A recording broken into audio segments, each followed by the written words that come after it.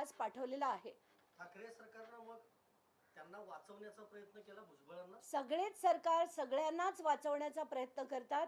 ठाकरे सरकारने तर सरळ सरळ काढलेला लॉ अँड ज्युडिशरीनी काढलेला GR कॅन्सल करून त्यांना वाचवण्याचा पहिल्यांदा प्रयत्न केला.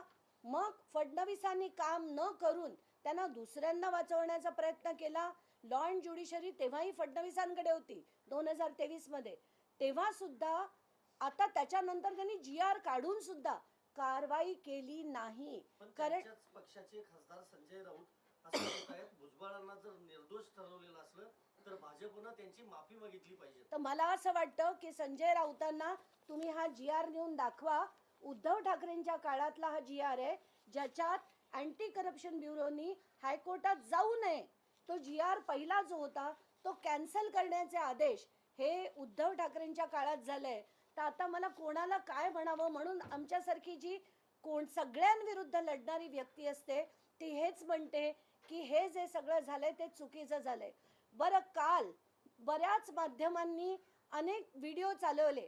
त्याच्यात सगळ्यात मला आवडलेला व्हिडिओ म्हणजे देवेंद्र फडणवीसांचं एक भाषण होतं, ज्याच्यात ते म्हणतात नटसम्राट आहेत म्हणे भुजबळ.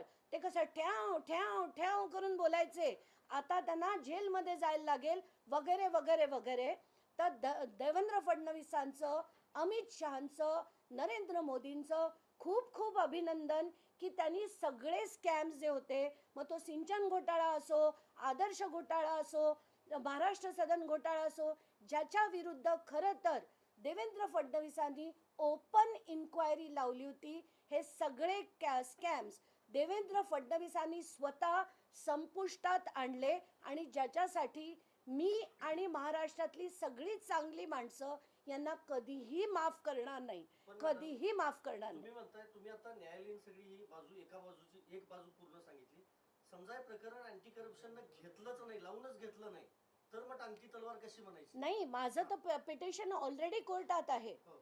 माझं जे आहे रिव्ह्यू पिटिशन ते कोर्टात आहे, त्याच्यात हिअरिंग्स झालेले आहेत. त्यामुळे that discharge is not over. मी त्याला चॅलेंज केलेलं आहे. आता ते मॅटर कोर्टात आहे. त्याच्यापैकी अजून एक अधिकाऱ्याचं मॅटर पण कोर्टात आहे, मराठे म्हणून आहेत ते पण मॅटर कोर्टात आहे.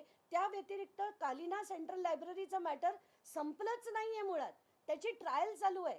त्यामुळे ऑल ऑफेन्सेस आर ओव्हर हे म्हणणं चुकीचं आहे. म्हणून ही जी कालची ऑर्डर आहे ती मुळात ऑनरेबल जज has erred in passing that order असं मी विनंती अर्ज त्यांना पाठवलेला आहे. या प्रकरणामध्ये झाल्यानंतर भुजबळ कुटुंबियाकडून एक प्रतिक्रिया आली आहे. मग छगन भुजबळ असतील किंवा समीर भुजबळ, त्यांचं म्हणणं असं आहे, हा सत्याचा आणि न्यायाचा विजय आहे.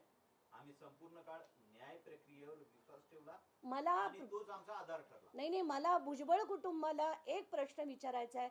मग तुमच्या विरुद्ध जे जे बोलले, किरीट सोमय्या बोलले, मी बोलले, देवेंद्र फडणवीस